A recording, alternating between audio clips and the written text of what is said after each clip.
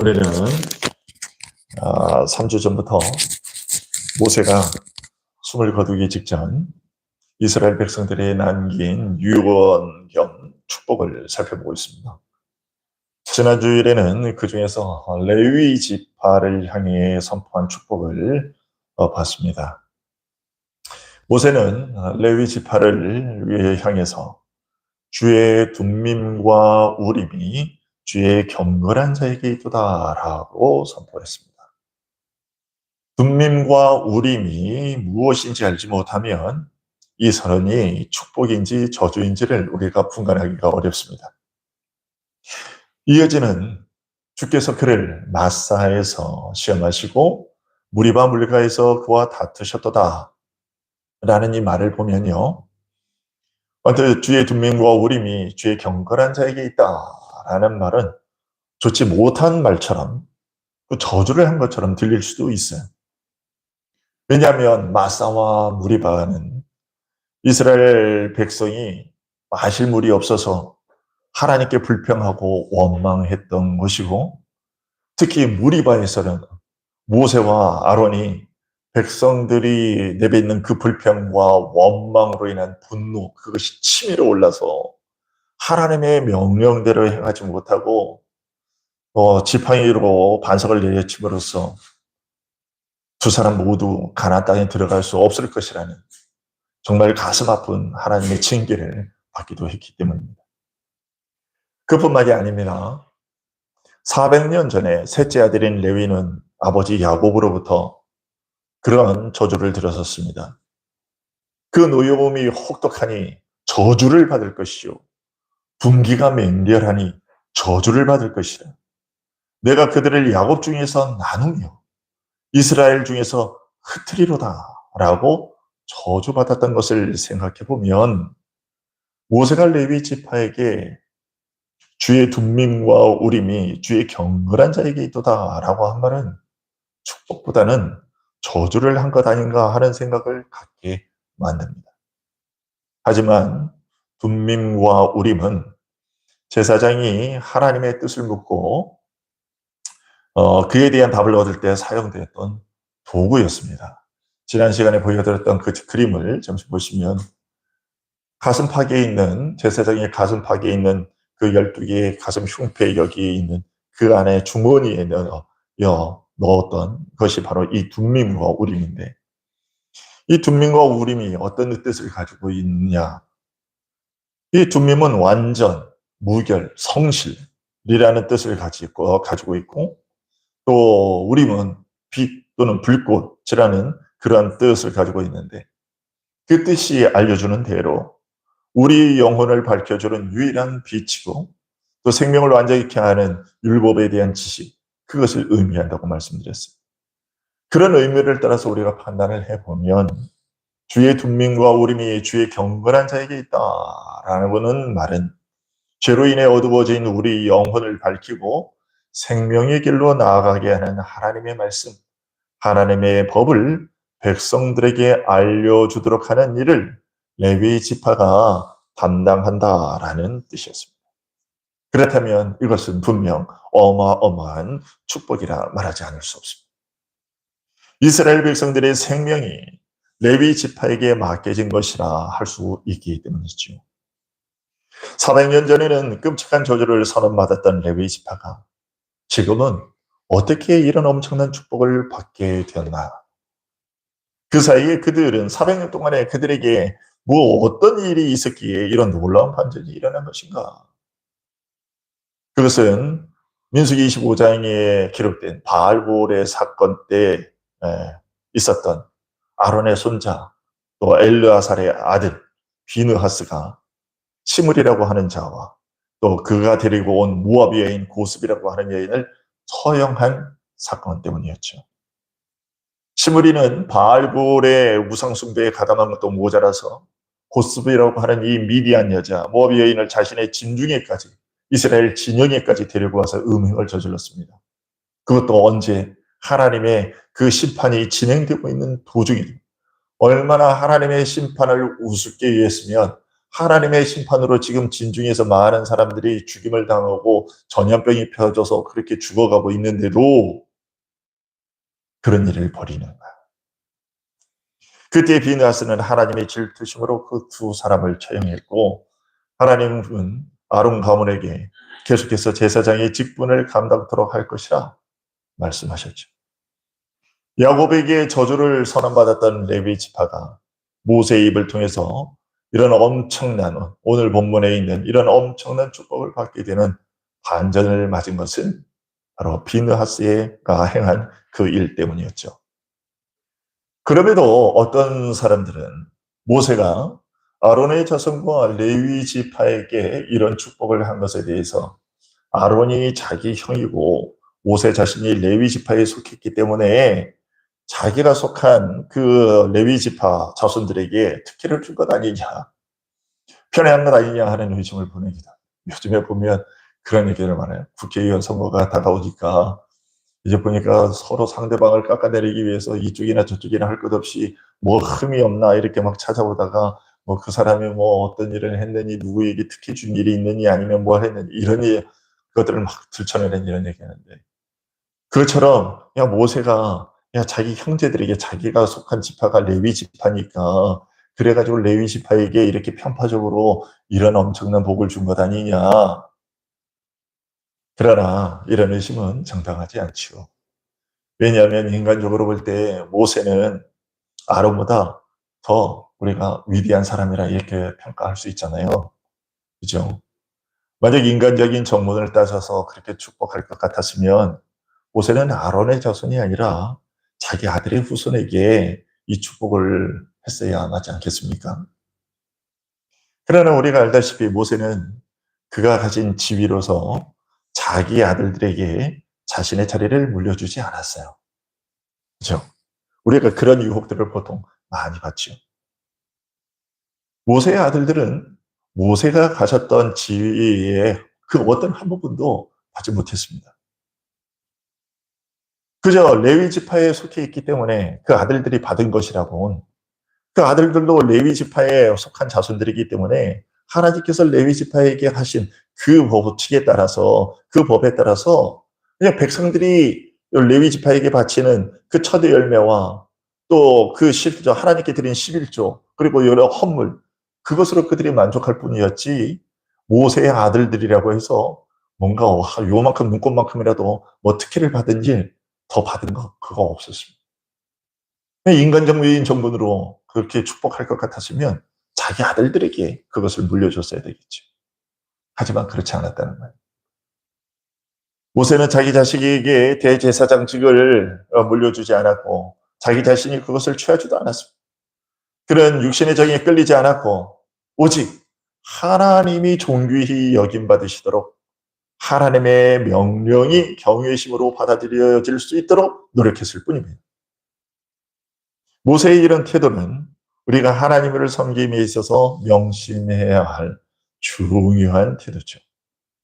우리가 9절의 말씀에서 이것을 더 분명하게 볼 수 있습니다. 그럼 9절 말씀 한번 보시면 같이 한번 읽어볼까요? 시작. 그는 그의 부모에 대하여 내가 그들을 보지 못하였다 하며 그의 형제들을 인정하지 아니하며 그의 자녀들을 알지 아니한 것은 주의 말씀을 준행하고 주의 언약을 지킴으로 말미암음이로다. 이렇게 얘기를 했어요. 아론은 제사장직을 감당함에 있어서 장애물이 될 만한 것을 모두 제거했다라는 얘기인데요. 즉 하나님께 철저히, 레위 지파가 그런 하나님께 철저히 순종하기 위해서 자기 혈육까지 포기했다라는 것입니다. 레위 지파가. 하나님께서 레위 지파를 매우 귀히 여기셔서 그들에게 제사장 직분을 감당하게 하셨기 때문에 육신의 정에 사로잡혀서 그 일을 그르치는 잘못을 범하지 않았다. 그리고 앞으로도 범하지 말라라는 그런 얘기인 거예요.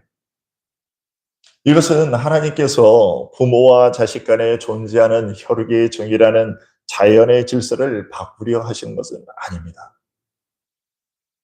그들이 맡은, 레위 지파가 맡은 그 일을 수행할 때에 세상적인 일 때문에 그 일에서 벗어나서는 안 되고 하나님께서 명하신 것을 철저하고 충실하게 실행하는 데 방해가 되도록 해서는 안 된다. 육신적인 정이 그것을 방해하도록 내버려 둬서는 안 된다라는 것을 지금 하나님께서 그들의 일들을 통해서 지금 우리에게 보여주고 계신 것이고 이스라엘 백성들에게 알려주고 계신 거예요. 그렇기 때문에 이 말씀을 통해서 우리는 하나님을 섬기려고 하는 사람들은 부모에 대한 당연한 의무를 저버리지 않으면서도 하나님을 섬기는 일에 불충함이 없어야 한다라는 것을 깨닫게 됩니다. 이것은 우리 예수님께서도 분명히 우리에게 가르쳐 주신 그런 사실이죠. 마태복음 10장, 우리가 마태복음 10장 35절부터 39절을 보면 예수님이 이렇게 말씀하시잖아요. 내가 온 것은 사람이 그 아버지와 딸이 그 어머니와 며느리가 시어머니와 불화하게 하려 함이니 사람의 원수가 자기 집안 식구리라.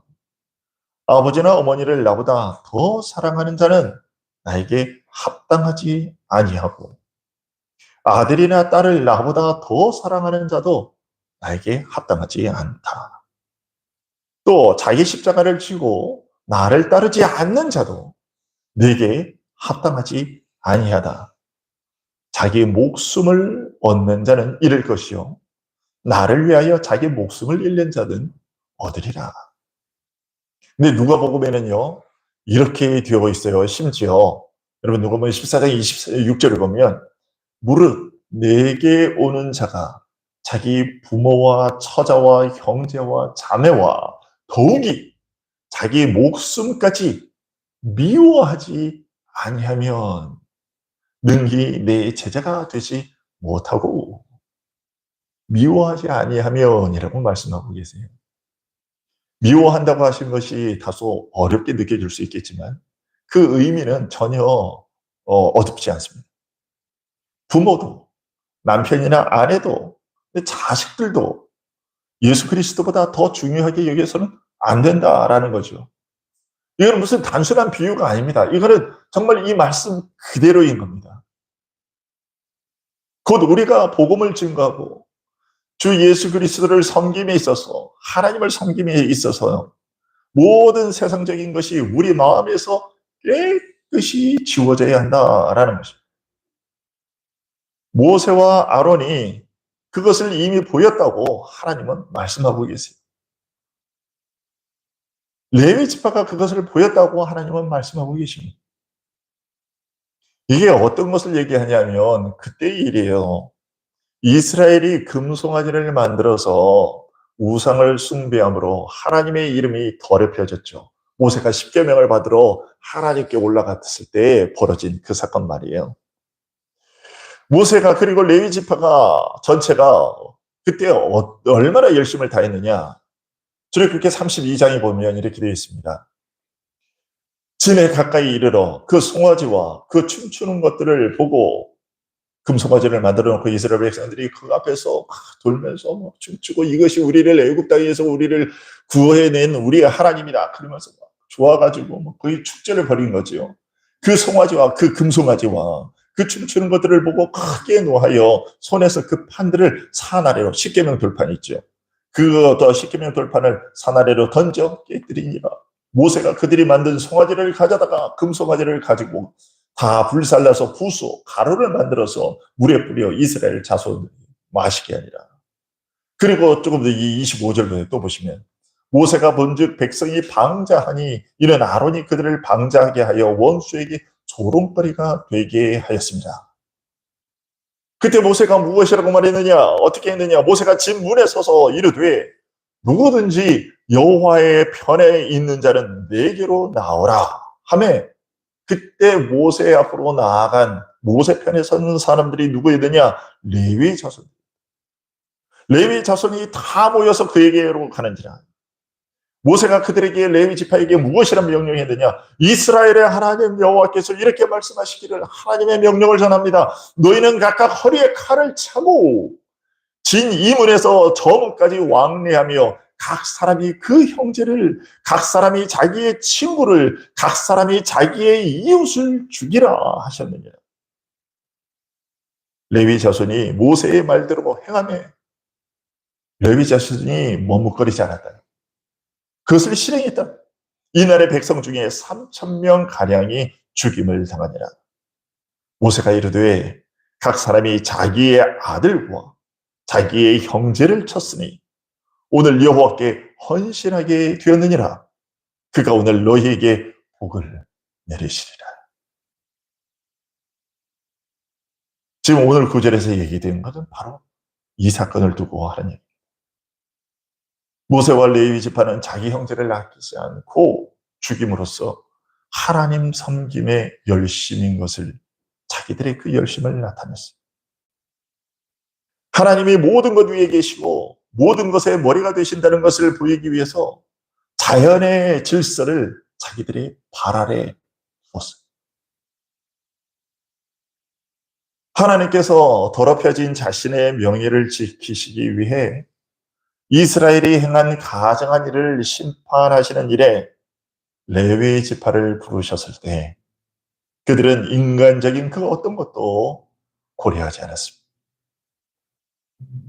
그들의 모습을 통해 우리는 인간에 대한 지나친 애정이 있는 한 하나님을 기쁘시게 하는 것이 불가능하다라는 것을 알게 되죠. 그러므로 우리가 하나님 앞에서 멈추지 않고 자손 레위 지파처럼 바르게 행하고자 한다면 육신의 정의에 얽매여서는 안 되고 가장 칭찬할 만한 것 또는 가장 변명할 만한 것조차도 우리는 우리에게 두지 말아야 한다라는 것을 알게 됩니다. 여러분, 우리가 자기 부모를 공경하는 자를 우리가 정죄할 수 있습니까? 그거 아니죠. 자녀가 부모를 공경하는 거, 그건 미덕입니다. 마땅히 해야 할 일이고, 또 그렇지만 마땅히 해야 될 일이지만 또 그것을 행할 때 칭찬을 받을 만한 일입니다. 심지어 하나님께서 복을 약속하신 첫 번째 계명입니다. 여러분, 우리가 오늘도 10계명 읽었지만, 봤지만 5계명에서 하나님이 뭐라고 말씀하십니까? 내 부모를 공경하라. 그리하면 내 하나님 여호와가 내게 준 그 땅에서 내 생명이 길리라 라고 말씀하셨어요. 요 10계명, 요 5계명에 대해서 내가 그리하면 여호와가 내게 준 땅에서 내 생명이 길리라 하신 이것에 대해서 사도 바울은 에베소서 6장에서 이렇게 설명하고 있어요. 내 아버지와 어머니를 공경하라. 이것은 약속에 있는 첫 계명이니 이로써 네가 잘되고 땅에서 장수하리라. 이렇게 하나님께서 복까지 약속하신 그러한 계명이에요. 부모를 공경하라는 것이. 이렇게 칭찬할 만한 미덕이지만요. 하나님과 그분의 명예가 모든 피조물들에게 부과된 의무와 비교될 때, 하나님과 이것이 비교될 때, 또 부모뿐만 아니라 다른 그 어떤 것이든지 간에 그것이 하나님과 비교가 될 때, 하나님에 대한 우리의 의무와 비교가 될 때, 가장 우선되어야 될 것은 하나님이시다. 나머지 모든 것은 그 다음이라는. 만일 하나님께서 그분의 명예를 위해서 행하라고 명하신 그런 일들을 행하기 위해서 우리가 부모와 이웃들로부터 멀어져야 한다면 우리는 그 일을 위해 이 자연, 이것에 흔들리지 말고 그것을 뛰어넘어야만 한다. 그것은 분명 어려운 일입니다. 우리 자신을 완전히 지배해서 내 남편이나 아내, 자녀를 모두 잊을 수 없을 것이기 때문에 과연 우리가 그럴 수 있을까요? 그럼에도 불구하고 우리는 우리 자신을 강요해야만 해요. 우리는 그 어려움과 싸워야만 하는 것입니다. 특별히 하나님의 말씀을 맡은 봉사자들인 목사들은 그 직무를 더 충실히 수행해야 합니다. 가정이나 그 어떤 것도 하나님께 전적으로 헌신하는 것을 방해하지 못하도록 해야 한다는 말입니다. 그것이 우리의 시작이어야 하고 끝이 되어야 합니다. 우리가 인간으로서 그것을 정말 얼마나 완전하게 행할 수 있겠는가. 분명히 어렵겠지만 우리가 그렇게 할 수 있도록 노력해야 돼요. 매일 수고하고 고통을 감수하면서 그 일을 위해 전진해야 합니다. 그리고 지난 시간에 말씀드린 것처럼 이건 목사들에게만 해당하는 요구되는 일이 아니라고 드렸죠. 오늘날 우리 모두는 왕 같은 제사장의 직분을 받았기 때문에 제가 금방 말씀드린 이 문제는 모든 신자들의 것이기도 합니다. 자기 부모와 처자와 형제와 자매와 더욱이 자기 목숨까지 미워하지 아니하면 능히 내 제자가 되지 못한다라고 하신 주님의 말씀은 12제자에게 내 제자가 되지 못한다. 제자들에게만 하신 말씀이 결코 아닙니다. 옛적 제사장들로부터 구약의 제사장들로부터 지금의 높은 자로부터 낮은 자리까지 모든 사람에게 다 하신 말씀입니다. 물론 제자들이 그 일에 그리고 목사들이 그 일에 가장 우선적인 모범이 되고 충실해야 합니다. 하지만 예수님이 하신 말씀을 잘 보세요. 예수님 뭐라고 말씀하셨느냐면 조건이 있어요. 그 앞에 뭐라고 말씀하셨어요? 무릇 내게 오는 자가 라고 했어요. 무릇 내게 오는 자가. 주님을 따르려고 하는 자라면 누구나 그래야 한다는 거죠. 부모와 자녀를 버리는 것, 창자가 끊어지는 것과 같은 아픔입니다. 그러나 예수 그리스도로부터 멀어지는 것보다는 차라리 그렇게 자신의 절반을 빼앗기는 것을 그렇게 선택해야 한다라는 것이 오늘 본문을 통해서 하나님께서 우리에게 말씀하시는 거예요. 그리고 9절에서 모세는 레위인들이 받은 그 직분을 가리켜서 무엇이라고 얘기를 하고 있냐면 주의 말씀을 준행하고 주의 언약을 지켰다라고 말하고 있어요. 이 말은 단순히 일반적인 순종을 말하는 것이 아니고요. 그들에게 맡겨진 일에 특별히 주의하고 보존하여 행했다라는 것을 의미합니다. 곧 하나님께서 그들에게 맡기신 율법을 잘 보존하고 가르치는 일을 수행해야 한다라는 것입니다. 그래서 백성들이 미신에 빠지지 않게 해야 되고 백성들이 느슨한 삶을 살지 않게 해야 되고 하나님을 공경하고 하며 섬기게 해야 한다라는 그런 얘기예요. 그 일을 위해서 말씀이 순수하게 보존되도록 해야 하는 것, 그것이 레위인들에게 부여된 그런 축복이자 사명이라고 지금 여기서 얘기하고 있는 것입니다. 이것이 10절에 보시면 주의 법도를 야곱에게 주의 율법을 이스라엘에게 가르치라라고 말하는 것이 이유입니다. 레위 자손 그들만 더럽히지 않고 레위 자손들만 율법의 교훈을 따라 행하는 것으로 충분하지 않고 그것은 너희들만 그렇게 하는 일이 아니라 그들 레위 자손의 레위 지파의 그 모두의 레위 지파 자손들 모두의 입에 가진 그 하나님의 말씀을 가지고서 형제들에게 교훈하고 항상 하나님을 아는 지식에 그 형제들이 이르게 하고 그 가운데서 그 말씀 안에서 끝까지 계속 행하도록 해야 하는 사명이 레위 지파에게 주어져 있다라고 얘기를 하고 있는 거예요. 이 명령에서 레위 지파에게 주어진 이 명령에서 이제 우리가 왜 이토록 교리를 배우고 또 지켜야 하는가 하는 그런 이유를 우리가 알 수 있어요. 그럼 우리가 사도신경도 하고 오늘도 우리가 전에도 웨스트민스터 신앙고백서도 보고 대요리 문답도 보고 소요리 문답도 보고 하이델베르크 그 요리 문답도 봤고 지금 오늘도 여기 제네바 교회 요리 문답도 또 보고 막 이러잖아요. 우리가 이것을 왜 그렇게 계속해서 우리가 이것에 힘쓰느냐? 그게 명령된 바이기 때문에 그래요. 레위의 자손들은 여호와의 말씀을 지키고 여호와의 교훈을 지키고 그 율법을 야곱에게 곧 이스라엘 백성들에게 전파해야 한다고 하나님께서 말씀하고 계세요. 여기서 우리는 세상이 너무 쉽게 하나님과 올바른 길에서 멀어질 수 있기 때문에 하나님의 말씀이 전파되어야 하고 그것을 위해서 사람이 임명되어야 된다는 것도 우리가 알게 돼요. 어떤 사람들은 오늘 그렇게 말하는 사람들이 많이 있어요. 제가 전에도 말씀드린 바 있지만 목사들 필요 없다. 목사들 다 사기꾼이고 도둑놈들이다. 이렇게 하면서 그렇게 얘기하고 다 필요 없다. 뭐 이렇게 하나님의 말씀이 있는데 이거 뭐 아까도 말씀한 베드로전서를 읽으면 우리가 다 왕 같은 제사장들이고 다 그렇게 임명이 그렇게 됐는데 굳이 무슨 사람 필요하냐? 이거 읽으면 우리는 다 알 수 있다. 목사 필요 없다. 그 다 사기꾼들이다. 종교 사기꾼들이고 그 장사치들이다. 이렇게 얘기하는 그렇게 공격하는 사람들이 있어요.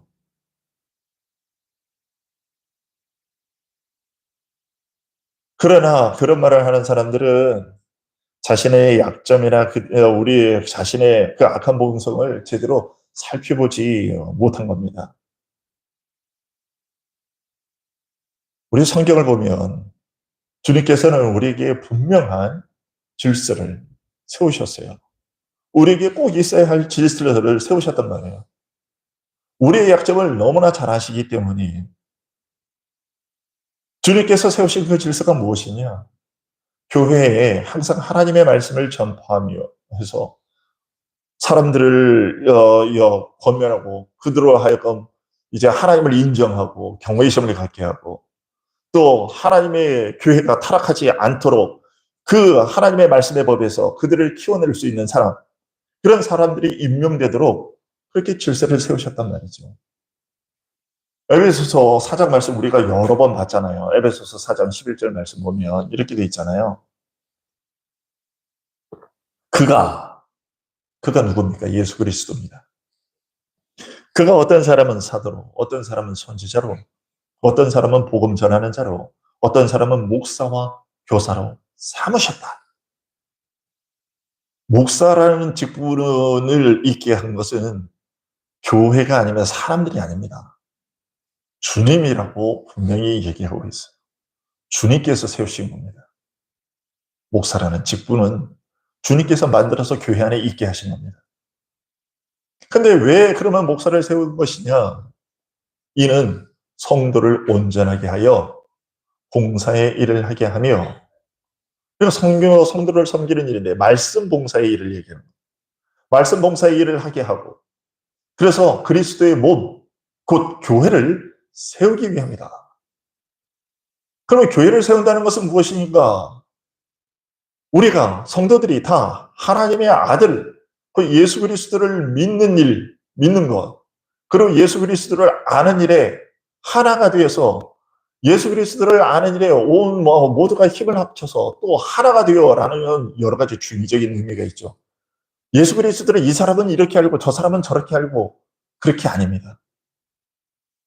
온전히 하나로 그렇게 알아서, 그리고 교회가 온전한 하나의 형체를 이루어서 한 사람을 이루어서 그리스도의 장성한 분량이 충만한 데까지 이르도록 하기 위해서 목사라는 직분을 만들어서 교회에 있게 하신 것이다 라고 얘기를 하고 있어요.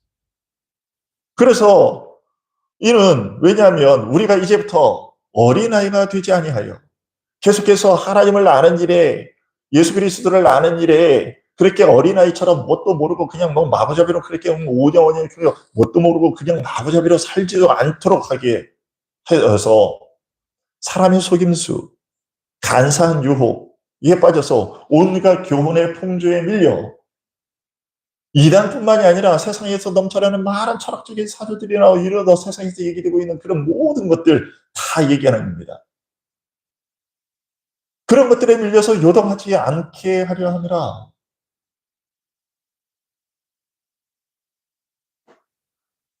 하나님께서는 이스라엘을 통해서 우리가 하나님을 섬기는 일에서 어떻게 불순종하고 불충할 수 있는지, 하나님을 섬기는 일에서 얼마나 벗어날 수 있는지를 보여주셨어요. 지금 우리가 앞에서 본, 지금까지 봐온 이제 출애굽기에서부터 여기 신명기에 이르기까지의 많은 일들도 그렇고, 우리가 수요일마다 보고 있는 그런 수요일마다 봤던 소선지서, 예전에 본 지 꽤 됐지만 선지서에서도 그것을 우리가 봤고, 지금도 우리가 열왕기, 사무엘서와 열왕기를 계속해서 역대기에 함께 이렇게 보고 있는데 그 기록들을 통해서 우리가 하나님을 섬기는 이 일에서 얼마나 벗어날 수 있는지 하나님 우리에게 똑똑히 보여주고 알려주고 계시단 말이에요. 그것들을 우리에게 보여주시는 이유가 뭐냐? 우리가 하나님의 멍에 곧 하나님의 말씀 아래 억지로 붙잡히지 않으면 우리는 계속해서 고삐 풀린 망아지처럼 날뛰고 그래서 길 잃은 짐승처럼 된다는 것을 알려주시기 위함이에요. 하나님께서 하나님이 우리에게 하시는 말씀을 보고 듣고 그래서 우리 자신을 낮추고 그 하나님의 말씀의 법칙인 교리에 귀를 기울이고 그 위에 머물러야 한다는 것을 우리에게 배우도록 하기 위해서 그것을 깨닫게 하시기 위해서 지금 그렇게 하시는 거예요. 여러분 오늘날 세상 도처에서 우리가 볼 수 있잖아요. 이 세상이 얼마나 불경건함으로 가득 차 있는지 우리가 보잖아요. 세상 사람들은 물론이고 심지어 복음을 듣고서도 많은 사람들이 대부분의 사람들이 그렇게 맞아요. 이 경멸해 버리고 그냥 물처럼 그냥 흘러내려가 버리는. 게다가 오늘날에 전파되는 말씀들을 들어보면 이 벌레 먹은 것과 또 해충 이 오물이 묻은 것 같은 그러한 복음이 전해지는 일들이 얼마나 많은지 모릅니다.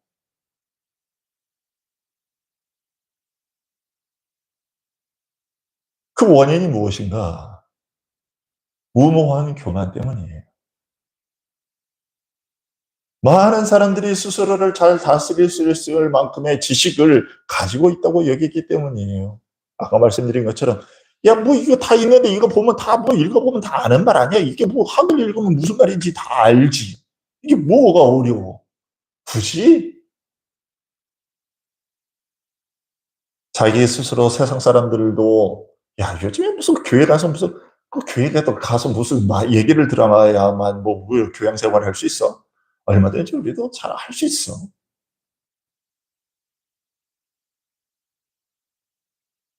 그런 생각을 가지고 있기 때문이에요. 더 이상 배울 것이 없다고 여기기 때문이에요. 이 때문에 교리가 멸시되고 하나님이 경시되고 있는 거죠. 그렇기 때문에 우리는 하나님의 교회에 세우신 일반적인 규칙, 곧 우리를 가르칠 책임이 있는 사람들이 있어야 하고 우리는 그들의 말을 들어야 하고 그 방법으로 우리의 신앙의 순종으로 굳게 묶인 그 끊을 수 없는 유대감, 이것을 계속 하나님과의 그 유대감, 이것을 계속 이어가야 한다는 거예요. 하나님의 진리, 하나님의 순수한 말씀, 그 안에 그것과 우리가 한 몸이 되어야 된다.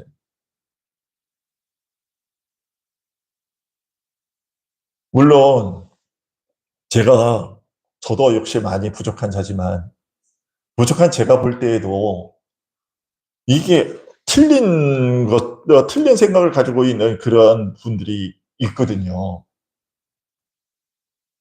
그런데 그런 분들이 어떤 무슨 신학교 이렇게 해가지고 또 그런 신학교에서 이제 오는 사람들을 이렇게 가르쳐서 6개월, 1년 만에 거기서 배운 사람들에게 이제 해가지고 목사 안수 주고 이런 일들을 보게 돼요.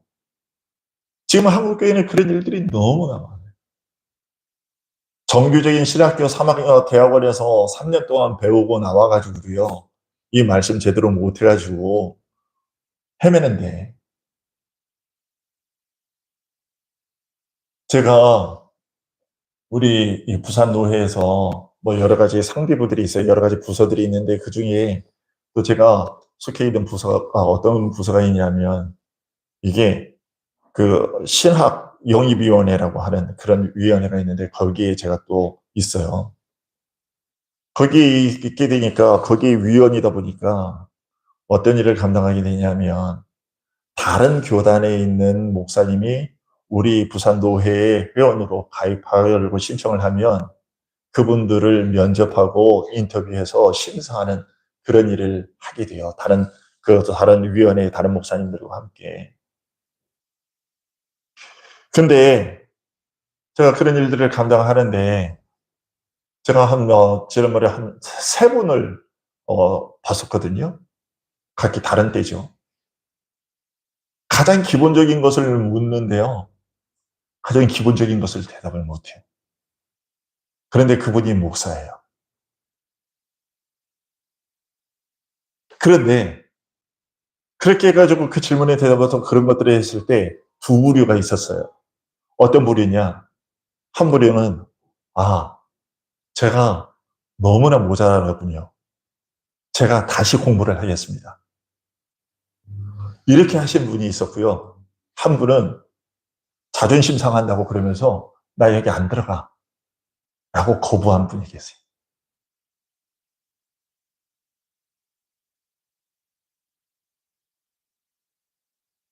여러분, 그분은 여전히 목사예요. 다른 데서 계속해서 말씀을 가르치고 있겠죠.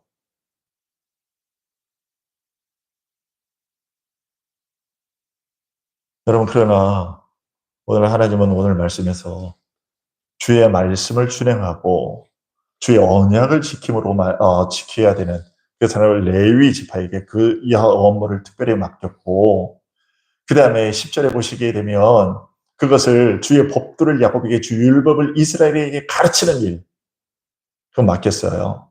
그리고 또 다음 시간에 조금 더 우리가 보겠지만 주 앞에 분향하고 온전한 번제를 주의 제단 위에 드리리로다, 이렇게 얘기를 하고 있어요.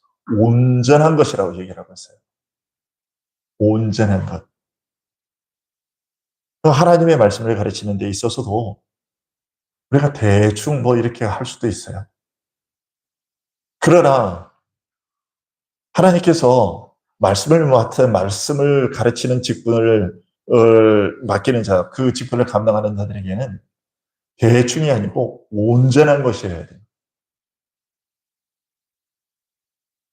하나님의 말씀이 우리 가운데 순전히 전파되고 순수하게 전파되고 우리 각자가 또 그것을 전파할 책임 있는 사람들의 이 목사들과 같은 우리 이런 사람들의 입의 교리를 우리가 잘 받아들일 때, 그때 우리가 교회가 온전해질 수 있다는 것을 우리가 잘 기억을 해야 돼요. 그리고 부름받은 사람들은, 이런 말씀을 가르치는 일에 부름을 받은 사람들은 자신을 잘 살펴서 이 세상에서 우상을 만들기 위해서 환상적인 그런 것을 어떤 환상 같은 거 헛된 것에 빠져가지고 그렇게 하나님의 말씀을 잘못 전하는 일이 없도록 주의해야 돼요. 목사가 하는 일이 뭐냐? 목사의 가장 우선된 일이 무엇이냐라고 했을 때 사람들에게 생명의 양식을 주는 거. 제 목사의 직무는 그게 정말. 그러면 사도행전에서 사도들이 뭐라고 얘기했나? 우리가 가르치는 일, 그리고 기도하는 일에 전무하리라, 이렇게 얘기를 하고 있잖아요. 목사의 직무는 그거예요. 근데 오늘 보게 되면 목사들이 이상한 일들을 너무 많이 해요. 정치한답시고.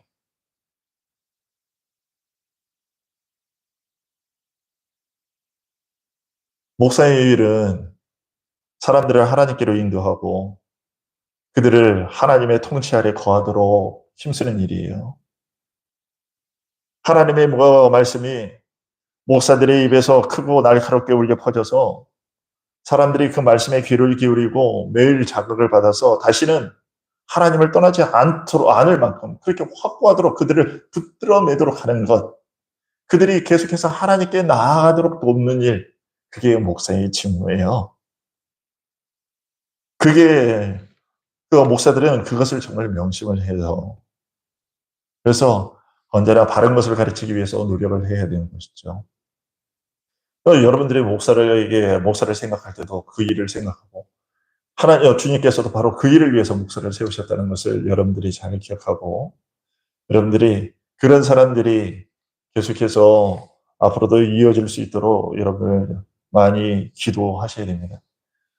지금 신학교에 입학하는 사람들의 말을 들어보면, 이제 학교 신학 교수님들의 말을 들어보면, 요즘에 MZ 세대들의 전도사님들을 보면 전혀 달라요.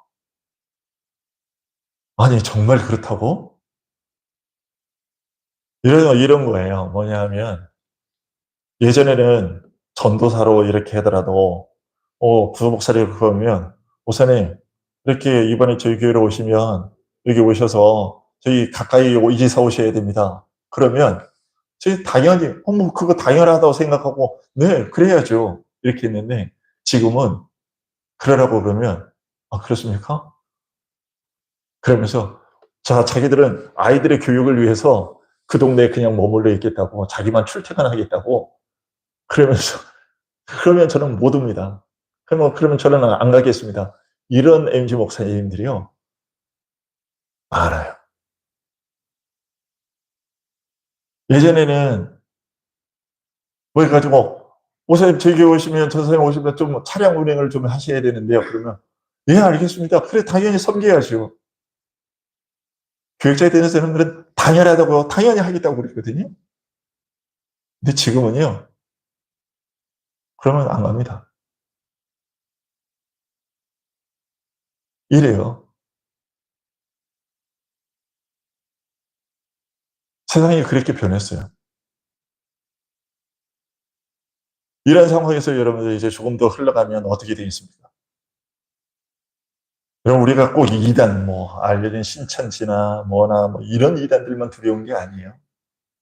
지금은요, 교회 안에서 전해지는 말씀들도요, 많이 틀린 얘기들이 전파되고 있는 것들이 얼마나 많은지 몰라요. 그럼 이것을 우리가 조심해야 돼요. 하나님께서는요, 레위 지파에게 그 일을 맡기신 거거든요. 그 중요한 일을 맡기신 거거든요. 그래서 레위 지파가 얼마나 큰 복을 받은 것인가.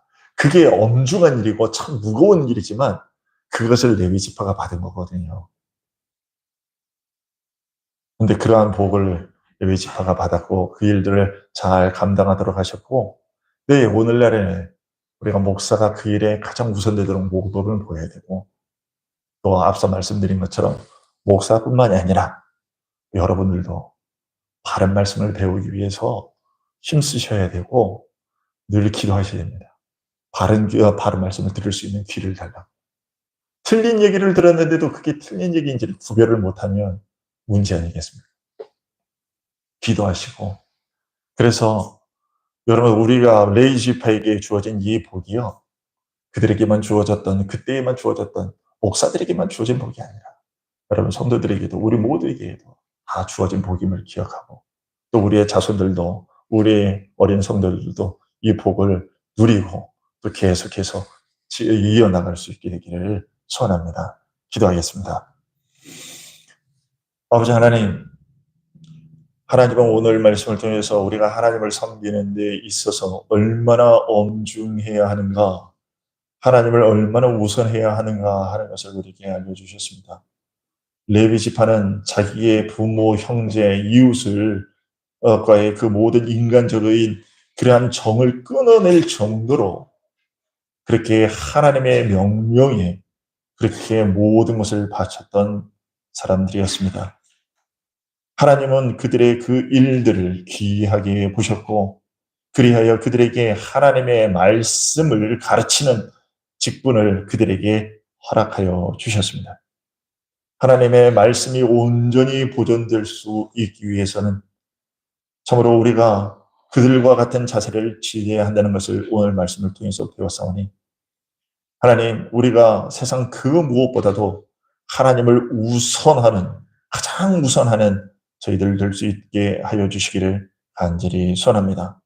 우리가 그런 열심을 가지고 하나님을 섬길 때 하나님께서 레위 지파에게 이스라엘 자손을 섬길 수 있도록 또 은혜를 베풀어 주셨던 것처럼, 또 우리에게도 우리의 형제와 자매와 부모 그리고 가족들을 섬길 수 있는 그러한 일들을 허락하시고 또 그들을 하나님께로 돌아오게 하실 줄을 믿사오니, 하나님, 우리가 먼저 하나님의 말씀에 잘 잠길 수 있도록 하나님의 바른 말씀을 들을 수 있는 길을 우리에게 허락하여 주시기를 간절히 소원합니다. 오늘날 교회 안에도 많은 잘못된 것들이 가르쳐지고 있음에도 불구하고 그것을 깨닫지 못하고 그것이 바른 것이냐 계속해서 가르쳐지고 또 다음 세대에게도 전해주고 있는 것을 보게 됩니다. 하나님, 우리 양문교회에 그런 일이 없도록 하여 주시고 또 한국교회에서 그런 일들이 사라지게 하여 주시고 오직 바른 말씀만이 온전히 남아있어서 주님 오시는 날까지 순수한 교회로 남아있게 하여 주시기를 간절히 소원하옵나이다. 하나님의 말씀을 깨닫는 복을 모든 우리 성도들에게 허락하여 주셔서 그 말씀을 들을 때마다 저들의 마음속에, 우리들의 마음속에 울림이 있게 하시고 감동이 있게 하시고 하나님을 향한 더 큰 경외감이 우리에게 있게 하여 주시기를 간절히 소원합니다. 예수 그리스도의 이름으로 기도합니다. 아멘. 일어나셔서